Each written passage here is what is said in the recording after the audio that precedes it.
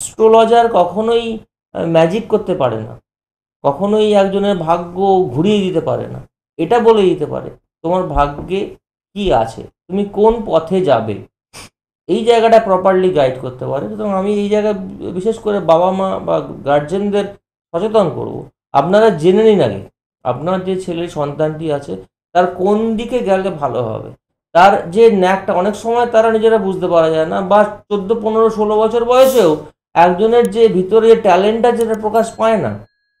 তো সেই জায়গায় কিন্তু আমরা চার্ট দেখে বুঝতে পারি এ কোন দিকে গেলে এর ন্যাকটা কোথায় আছে, আগ্রহটা কোন দিকে আছে। হতে পারে সেটা এখন সুপ্ত, ডরম্যান্ট বা ল্যাটেন্ট হিসাবে আছে, ফর্মে আছে। সেটা এক্সপ্লোর করবে, এক্সপ্লোর কিভাবে করবে, কবে করবে, বা সেটা এইখানে করবে, দেশে হবে নাকি বিদেশে হবে। সে ইঞ্জিনিয়ারিং পড়ে টেকনিক্যাল লাইনে আছে, সে কি ইঞ্জিনিয়ারিং পড়ে ইন্ডাস্ট্রি জয়েন করবে নাকি তাকে R&D যেতে হবে।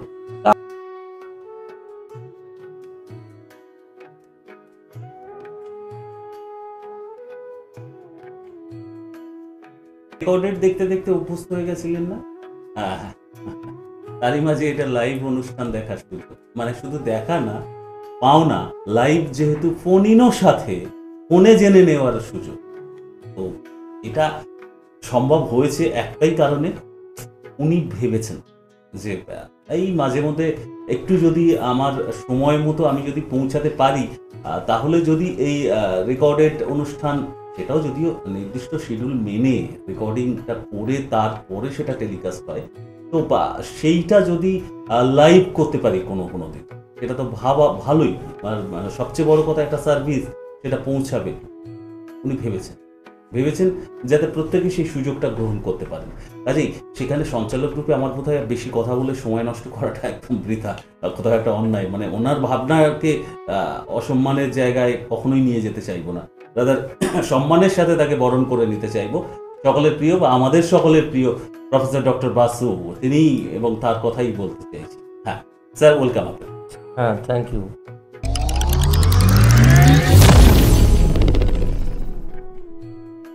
বেশিরভাগ সময়তেই আমার ছাত্র নিয়েই আমার কেটেছে, কারণ আমি বহু বছর ধরে একটি বিভিন্ন ইঞ্জিনিয়ারিং কলেজে কম্পিউটার সায়েন্স ইঞ্জিনিয়ারিং বিভাগে আমি অধ্যাপনা করেছি, আজও আছে অধ্যাপনার সাথে।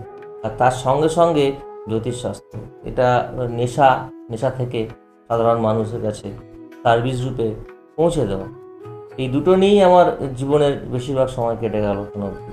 তো সেই ছাত্রদের কথা ভুলতে পারি না, তাদের ভালোবাসা, তাদের সমস্ত কিছু আমার জীবনের সঙ্গে একটা বলতে পারেন অঙ্গাঙ্গিভাবে জড়িত।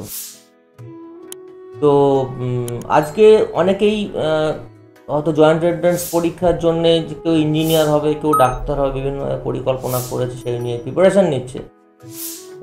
কিন্তু আমি দেখেছি চার্ট অনুযায়ী, অ্যাস্ট্রোলজি অনুযায়ী বেশ কিছু জায়গাতে একজন ছাত্রের ধরুন ভালো ইঞ্জিনিয়ার হতে পারত, সে হঠাৎ করে সাধারণভাবে, একটা সাধারণ বলবো না, তার যোগ্যতার থেকেও অনেক কম জায়গাতে দাঁড়িয়ে সে কোনো রকম একটা সরকারি ক্লার্কের চাকরি পেয়ে জীবন কাটাচ্ছে, ফ্রাস্ট্রেশন সারা জীবন থেকে যাচ্ছে। কিন্তু সেটা হয়ে ওঠেনি, ইঞ্জিনিয়ার বা ডাক্তার হওয়ার স্বপ্নই থেকে গেছে। আবার উল্টো চিত্রটাও আছে, বছরের পর বছর জয়েন্ট এন্ট্রান্স দিয়ে যাচ্ছে, 3 বছর 4 বছর 5 বছর ধরে, সরকারি সংস্থা ছাড়া আমি কোথাও পড়বো না, ডাক্তারি পড়বো না বা ইঞ্জিনিয়ারিং পড়বো না। তো তারপরে দেখা গেলো 4-5 বছর ধরে পড়াশোনা করেও কিছু লাভ হলো না, তখন গ্র্যাজুয়েশনও ঠিক করে হলো না।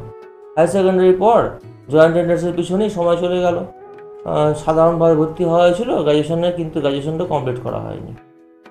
তো সেই যে এই দুঃখদায়ক ঘটনাগুলো ঘটে থাকে একজনের জীবনে, সেখানে অ্যাস্ট্রোলজি আমাদের এই জায়গাগুলোকে গাইড করতে পারে। প্রকৃত অ্যাস্ট্রোলজার কখনোই ম্যাজিক করতে পারে না, কখনোই একজনের ভাগ্য ঘুরিয়ে দিতে পারে না। এটা বলে দিতে পারে তোমার ভাগ্যে কি আছে, তুমি কোন পথে যাবে, এই জায়গাটা প্রপারলি গাইড করতে পারে। সুতরাং আমি এই জায়গায় বিশেষ করে বাবা মা বা গার্জেনদের সচেতন করব, আপনারা জেনে নিন আগে আপনার যে ছেলের সন্তানটি আছে তার কোন দিকে গেলে ভালো হবে, তার যে ন্যাকটা অনেক সময় তারা নিজেরা বুঝতে পারা যায় না, বা 14, 15, 16 বছর বয়সেও একজনের যে ভিতরে যে ট্যালেন্টটা যেটা প্রকাশ পায় না। তো সেই জায়গায় কিন্তু আমরা চার্ট দেখে বুঝতে পারি এ কোন দিকে গেলে এর ন্যাকটা কোথায় আছে, আগ্রহটা কোন দিকে আছে।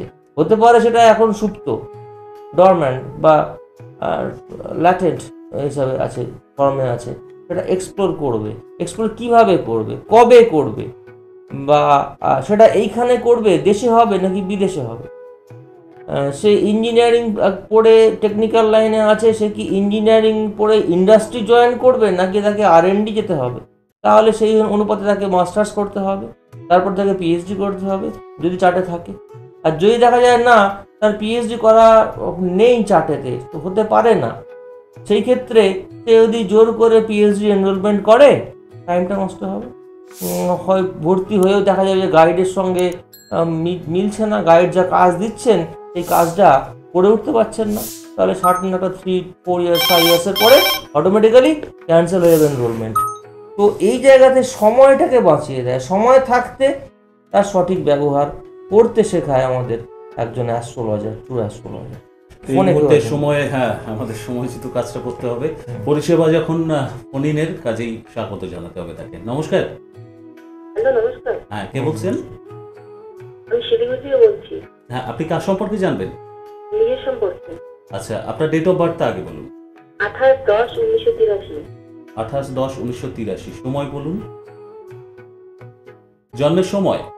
রাত্রি 10টা, জলপাইগুড়িতে। রাত 10টা, জলপাইগুড়িতে। হ্যাঁ। আপনার নামটা বলবেন যদি অসুবিধা না থাকে। হ্যাঁ, ডালিয়া রায়। ওকে। নির্দিষ্ট প্রশ্ন রাখতে অনুরোধ করছি, যদিও স্যারের ওয়েটা একটু আলাদা, মানে স্যারের কাছে এসে প্রশ্ন করতে হয় না, স্যারই সব বলে আমার দেন, একটাই কিন্তু প্রশ্ন, অল্প যে আমার সময় তো। 2018 সালে চাকরি আছে কিনা। 2018 হ্যাঁ, মানে এই বছর, তাই তো? এবছরই। এই বছরে চাকরি সংযোগ আছে কিনা। মিথুন লগ্ন, হ্যাঁ মিথুন লগ্ন, কর্কট রাশি, মিথুন লগ্নে বৃহস্পতি, ও বাবা, বৃহস্পতির সঙ্গে ডাইরেক্ট দশমপতি বৃহস্পতি, হ্যাঁ সেই বৃহস্পতি কেতুর সঙ্গে যুক্ত হয়ে রাহুর অ্যাসপেক্ট পাচ্ছে, এবং নবাংশে দেখতে পাচ্ছি সেই বৃহস্পতি স্বক্ষেত্রে রয়েছে বুধের সঙ্গে, তাহলে চাকরি, সরকারি চাকরির একটা যোগ আছে। আমি দেখে বলে দিই যে টাইমটা কি ম্যাচ করছে কিনা, টাইমটা কবে পাওয়া যাবে। এখন চলছে 2000 কেতু, ভেনাস, সান। আচ্ছা, লগ্ন তো সান। না, আমি নিজের 2018-তে হবে কি না আর একটুখানি দেখে নিই। আমি 2018-তে হওয়ার চান্স নেই। ইন্টারভিউ দিয়েছি একটা। 2018-তে কোনো চান্স নেই। 2019-এর আগে 10 জানুয়ারি 2019 থেকে 2019-এর প্রথমার্ধ এই সময়তে কানেকশন আসবে, ঠিক আছে? কিন্তু তার আগে বলে স্যার, আমি দিচ্ছি, তো এসএসসি স্কুল সার্ভিস কমিশনে পরীক্ষা দিয়েছি। না আমি বলছি 2019-এ জানুয়ারির আগে কোনো ভালো খবর আসার কিন্তু চান্স নেই, ঠিক আছে? সাথে থাকুন। কোথাও একটা হতাশ হতে হলো, কিন্তু বাস্তবটাকে মেনে নিতে হবে, আর আপনাকে সেটা জানাতেই হবে, আমাকে সেটা জানাতেই হবে, না হলে মিসগাইডেড করা তো। আগে থেকে মেন্টাল প্রিপারেশন নিন, বা উনি এখন থেকে আরো প্রিপারেশন নিন, আবার দেবেন 2019-এ। সেক্ষেত্রে বাকি ডিটেলিংয়ে আমরা যদি যেতে চাই দেখিয়ে নিতে হবে চার্টটা, যে কোন কোন জায়গায়। আমি দেখতে পাচ্ছি যে মিথুন লগ্নে এখানে দশমপতি বৃহস্পতির সঙ্গে একটা রাহুর অ্যাসপেক্ট পড়ছে। বৃহস্পতি এবং রাহু একসঙ্গে থাকলে আমরা বলি গুরুচণ্ডাল যোগ বলি, কিন্তু অ্যাসপেক্ট পাচ্ছে, এটা ভালো নয়। এবং দেখতে পাচ্ছি ভাব চার্টেও সেটা থেকে যাচ্ছে, ভাব চার্টেও থাকছে একইভাবে। তো সেই জায়গাতে যদি নির্দিষ্ট প্রতিকার না নেওয়া হয় সেক্ষেত্রে অনেক সমস্যা আছে। এখন যে কথা হচ্ছিল সুব্রতবাবু, ঠিক জয়েন্টের ক্ষেত্রেও তো, জয়েন্ট টেন্ডেন্সের ক্ষেত্রে হয়তো ছেলেটি বা মেয়েটি খুব ভালো প্রিপারেশন নিল, এবং সে যখন প্রাইভেট কোচিংয়ে পড়ছে সেখানে দেখা যাচ্ছে বাকি বন্ধুদের থেকে যে টেস্টগুলো দিচ্ছে, বিভিন্ন মক টেস্ট হয়, আজকাল তো প্রচুর ইনস্টিটিউট রয়ে গেছে যারা কিনা কোচিং দেয়, সে খুব ভালো করছে, পারফর্ম করছে, কিন্তু হঠাৎ করে দেখা গেল যে পরীক্ষা ভালো করতে পারলো না। সে অত্যধিক টেনশন বলুন বা শরীর খারাপ বলুন, বা কোনো কারণে পরীক্ষার দিনেই তার একটা মেন্টাল ডিস্টারবেন্স হলো। এটা ঘর থেকে হতে পারে, বাবা মায়ের ঝগড়াঝাঁটি থেকে হতে পারে, বা বা কোনোভাবে বন্ধুকে হার্ট করতে পারে, বা যে কোনো ঘটনা, একটা তার যে প্রতিবেশীর কোনো প্রবলেম হতে পারে, সেই থেকে একটা মানসিক একটা আঘাত পেলো, তার ফলে জাস্ট সে পরীক্ষাটা ভালো দিতে পারলো না। পরীক্ষাটা 3 ঘন্টা এক একটা সাবজেক্টে। তো যতই ভালো প্রিপারেশন হোক না কেন, যে খাতা দেখবেন তিনি তো আর জানবেন না আপনার ভালো প্রিপারেশন হয়েছে সেই ছেলেটির বা মেয়েটির। সে দেখবে কি লেখা হয়েছে খাতার মধ্যে, সে কি পারফর্ম করেছে, একদম। সেই বুঝে আউটপুটটা সে কি? র্যাঙ্কিংটা হবে। তাহলে দেখা গেল যে ছাত্র বা ছাত্রীটি খুব ভালো সরকারি ইনস্টিটিউটে ইঞ্জিনিয়ারিং পড়তে পারতো বা ডাক্তারি পড়তে পারতো, সে আলটিমেটলি পেলো না, অনেক দূরে র্যাঙ্ক হলো, একটা প্রাইভেট কোনো সংস্থানে তাকে অর্গানাইজেশনে ভর্তি হতে হলো। তাহলে সেই জায়গায় দেখা যাচ্ছে যে ডিজার্ভ করে, সে ইঞ্জিনিয়ার হবে বা ডাক্তার হবে, তার চার্ট বলতে ডিজার্ভ করছে, কিন্তু বেশ কিছু বাধা সে পেয়ে যাচ্ছে। তো এই জায়গায় যে রেমেডি অসম্ভব ভালো কাজ করে। রেমেডি বিশেষ করে আমরা যখন রেমেডি নিই, তার যা প্রভাব সেটা আমাদের সেন্ট্রাল নার্ভাস সিস্টেমে যায়, বিভিন্ন নার্ভাসের মধ্যে দিয়ে, বিভিন্ন নার্ভের মধ্যে দিয়ে। আমি একবার এক্সপ্লেন করেছি, একটু থাকবেন লাইনে। একটু সাথে তো এইভাবে এক্সপ্লেন করছে, সাইকোসোম্যাটিক চেঞ্জ করে, তার চারপাশের লোকজনের অ্যাম্বিয়েন্সটা চেঞ্জ করে দেয়।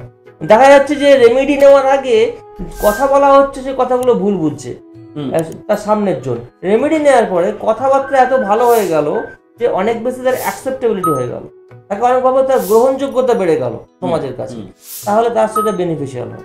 তো রেমেডি এইভাবে কাজ করে। ফোনে কে আসে? নিশ্চয়ই দেখে নেব। হ্যাঁ, কে আছেন এবার বলবেন। নমস্কার। হ্যালো, হ্যালো, বলুন। বলুন, কে বলছেন? আমি নদিয়া শান্তিপুর থেকে রুমা বসে বলছি। বলুন, নিজের সম্পর্কে জানবেন তো? না না, ভাইয়ের সম্পর্কে জানবো। ভাইয়ের সম্পর্কে। ভাইয়ের ডেট অফ বার্থ কি? 28/6/2006। 8/8। আরো একবার বলুন ডেট অফ বার্থটা। 28/6/2006। 28/6/2006। হ্যাঁ, সময়টা বলুন। হ্যাঁ, জন্মের সময় কখন ছিল? হ্যালো, আপনার ভাইয়ের জন্মের সময়টা বলুন। শুনতে পাচ্ছেন? হ্যাঁ হ্যাঁ, রাত্রি 8টা, রাত 8টা। আর কোথায় হয়েছিল জন্ম? রানঘাট। রানাঘাট, নদিয়া। নদিয়াতে। বেশ। কি প্রশ্ন? নির্দিষ্ট একটাই প্রশ্ন রাখুন। ওর কেরিয়ার সম্পর্কে, মানে পড়াশোনা সম্পর্কে জানতে চাই। হ্যাঁ, এ মকর লগ্ন, বুঝতে পেরেছেন?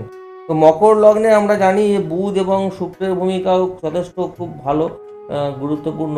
সেক্ষেত্রে ক্যারিয়ারের জায়গায় প্রথমে দেখি ওর মাধ্যমিকের জায়গাটা 4th হাউস থেকে আমরা দেখে থাকি, সেইখানে দেখতে পাচ্ছি তার যে অধিপতি, সেইখানে আমার ক্ষেত্রে অ্যাকচুয়ালি বলি, ওর লগ্নে অনেকগুলো খারাপ গ্রহের দৃষ্টি আছে। হ্যাঁ, তো সেই ক্ষেত্রে বুধ, মঙ্গল, শনি, চন্দ্র, মেন্টাল ডিস্টারবেন্স, খুব চঞ্চল, পড়াশোনা করতে অ্যাটেস্টেজ পড়াশোনা করতে পারে না, তাই তো? হ্যাঁ হ্যাঁ, পড়াশোনা সবই করবে কিন্তু পড়াশোনাটা করবে না, ফাঁকি দেওয়ার টেন্ডেন্সি প্রচুর। হ্যাঁ, তো এই জায়গাটা কিন্তু একবার দেখা করতে হবে, আসতে হবে। D24 আমি যদি দেখে নিই একটুখানি, অনেকগুলো চার্ট দেখি, সময় খুব অল্প, তারপরেও বলছি, আমি D24 চার্টটা দেখি, সেখানে দেখি নি কি অবস্থা আছে। এখানে দেখতে পাচ্ছি, আচ্ছা, লগ্নে আবার শনির দৃষ্টি। হ্যাঁ, তো যাই হোক, সেই ক্ষেত্রে বলবো যে একবার আসতে হবে, না হলে কিন্তু প্রবলেম আছে। এবং শনি তো কর্কটে ভালো ফল দেয় না, তো সেই জায়গায় যারা মেন্টাল ডিস্টারবেন্স অলওয়েজ থাকবে পড়াশোনার ব্যাপারে। তো সেই আসার জন্য তো- আমি একটু বন্ধুদের উদ্দেশ্যে শেয়ার করে দিতে চাইবো, যারাই স্যারের সঙ্গে কনসাল্ট করতে চান, যোগাযোগ করতে চান, তারা ওই টিভি স্ক্রিনে মোবাইল নাম্বারগুলোতে ফোন করতে পারেন। 9674250516 এবং 9748403694, এই দুটো নাম্বার অবভিয়াসলি আপনাদের জন্য রয়েছে। আর রয়েছে স্যারের ওয়েবসাইট, সেখানে ভিজিট করতে পারেন www.profbasu.in। কিন্তু যখন পৌঁছাবেন, যেমন ভাবে পৌঁছাবেন, আবারও মেনশন করে দিই যে সময় নিয়ে আপনি পৌঁছবেন। আর যে এই যে বুকিং প্রচলিত অর্থে যেটা বলি, মানে আপনার নামটা এনরোলমেন্ট করবেন সেখানে, সেটা অনেকটা বিফোর টাইমে আর্লি করবেন, সেটা ভীষণ জরুরি। স্যারের ওয়েটাও কিন্তু আপনি ফোন করার পরেই সেই ওয়েগুলো জেনে যেতে পারবেন, ইনস্ট্রাকশনগুলো। এটা যদি ভরসা থাকে তাহলে কল করবেন, এবং ভরসা থাকলে এই পন্থাগুলো মেনে চলবেন। আপনার জন্য স্যার কতটা করতে পারবেন, কিভাবে আছেন, সেটা যারা উপকৃত তারাই ভালো বলতে পারবেন। স্যার তো বলেই চলেন যে স্যারের কাছে এসে নতুন করে কিছু বলতে হয় না, স্যারই সব বলে যান। হয়েছে, যারা আসবেন তারা আরো বেশি করে জানতে পারবেন যে প্রকৃত এডুকেটেড অ্যাস্ট্রোলজার যিনি হবেন তার দায়িত্ব কতটা এবং সেই জ্ঞানের ডেপ কতটা হতে পারে। অ্যাস্ট্রোলজি নিয়ে তিনি কাজ করে চলেছেন। এনিওয়েজ, আজকে আর সময় নেই, অনেক কথা হলো স্যার, আমাদের থামতে হচ্ছে। নেক্সট আবারও কখনো দেখা হবে নিশ্চয়ই। আর রেকর্ডেড অনুষ্ঠান তো প্রতিদিনই থাকে, সেটা আপনারা দেখতেই পান। আজকে ভালো থাকবেন।